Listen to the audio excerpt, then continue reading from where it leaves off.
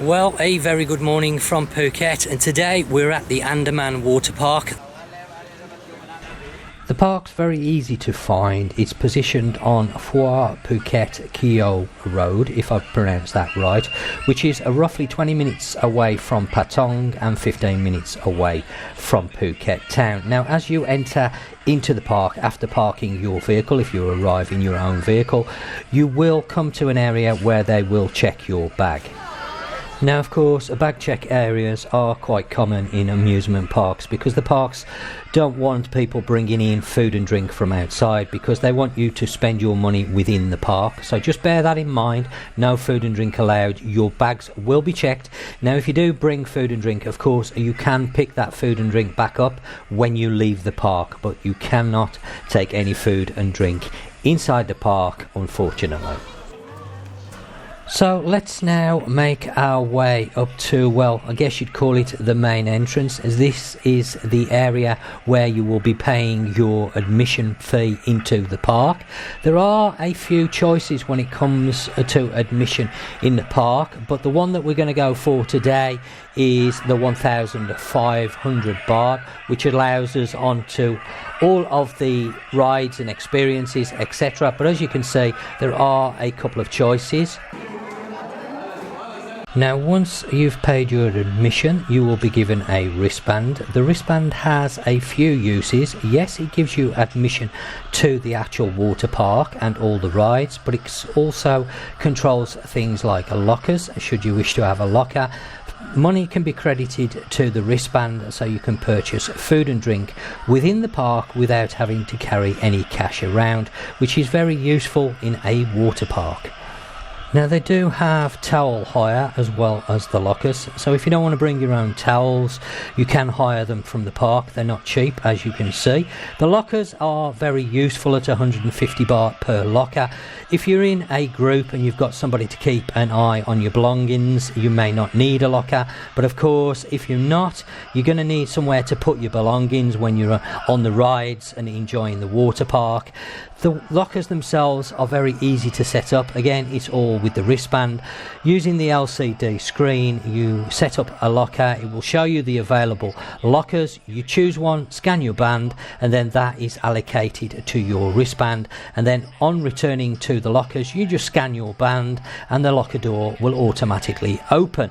The lockers are a reasonable size. As you can see, we can just about fit a normal size rucksack into the locker with a little bit of space left over. Directly outside of the locker area, you will find the souvenir shop and also an area where you can collect any photos that may have been taken of yourself and your family enjoying the park and on the rides. How they know it's you? I'm guessing through the wristband, of course. Let's make our way into the main park. The park itself is divided into 4 sections. So first off, we're going to take a look at the park map. And as you can see on the map, we have Coral World, the Great Andaman Bay, Nagar Jungle, and the Emerald Forest. Now, of course, each of these areas has its own individual rides, so you can have a look on the map to which rides are in which area to work out where you want to go. So very easy to navigate the park.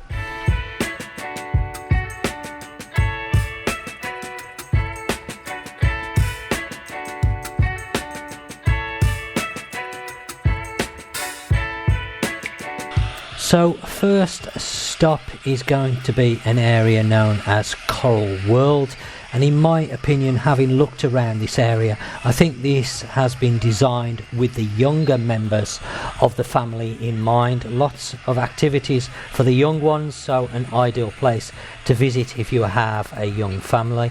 Now, you'll notice there are some private cabanas for hire in this area. Prices starting from about 2,000 baht upwards, so not a cheap option. There are some lounges. I couldn't tell you whether they're free or not, or whether you have to pay for them, because by the time we arrived, which was about 11:30 in the morning, most of the sun lounges were already taken, so I don't know if they are free or not, but I am presuming they are supplied free.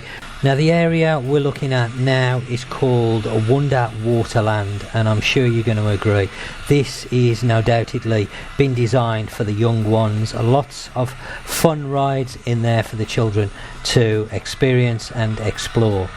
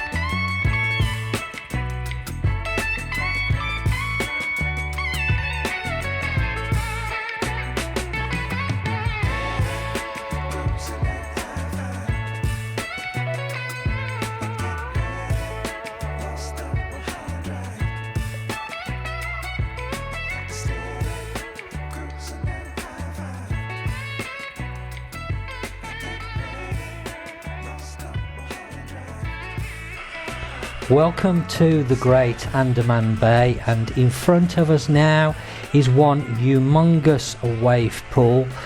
They say it's 10,000 square metres and it's the largest of its kind in southern Thailand. Now this is definitely going to be a great place to come and relax and chill out.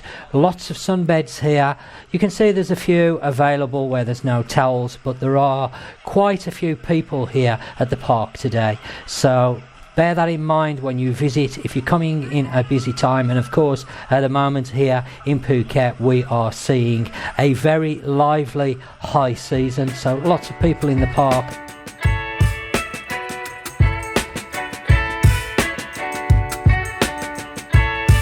Okay, so let's now talk about queues, because unfortunately in parks such as this one there are going to be inevitable queues and a lot of hanging around.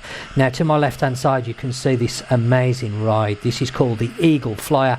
Both me and Nat wanted to go and experience this ride, but by the time we climbed up the stairs towards the ride we started to see the length of the queue, and at an estimate I'd have said that it was going to be at least 30-minute wait. And because I was doing video work of the park, obviously I needed to get that shot, so we decided to move on into the next area, which was a little bit of a shame. So something to bear in mind, that if you're coming to this park and it's going to be busy such as today, then there's going to be a lot of hanging around, and the only way you're going to get on all the rides is if you're here all day. And unfortunately we couldn't stay all day simply because of shadow, of course.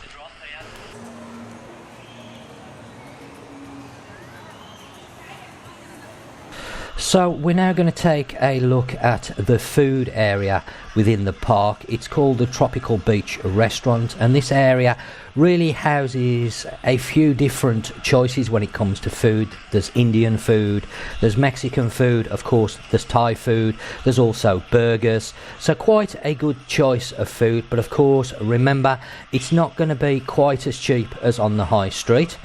Now, when you enter into this area, there are a few places where you can top up your wristband, because you need to pay for the food in this area via the band. They don't accept any cash, so you need to put some money on your wristband and then you can enjoy the food. As you can see, the price is a little bit more than on the high street, and not a complete rip-off, considering you're not allowed to bring in your own food, as I mentioned at the start of the video. I did notice that the alcoholic beverages are quite expensive here at 340 baht. I'm guessing these are cocktails, as it says. The beers, I think, were about 159, so again a little bit dearer, but only to be expected in these sort of amusement parks. You're always going to pay a little bit more, but it's nice to see the prices so that you can get an idea of what you'll be paying. Now, one tip I will give you is the water. You can buy a refillable water. We'll talk about this in a moment. But you can see, good choice, burgers, Mexican, and quite a nice area. Nat did mention to me that she thought the portion sizes were very good, because when we came into the restaurant, somebody next to us was eating the Indian food and the portion size was very large indeed. So overall, not too bad. Now, as I mentioned, they do a refillable water for 100 baht. As you can see, Nat has now got an extra band on her arm, the blue one. You need to keep that on, but it means that you can leave the restaurant and go back at a later time and get a fresh glass, fresh ice and more water, which I think is a great idea. So you've got water throughout the day for just 100 baht.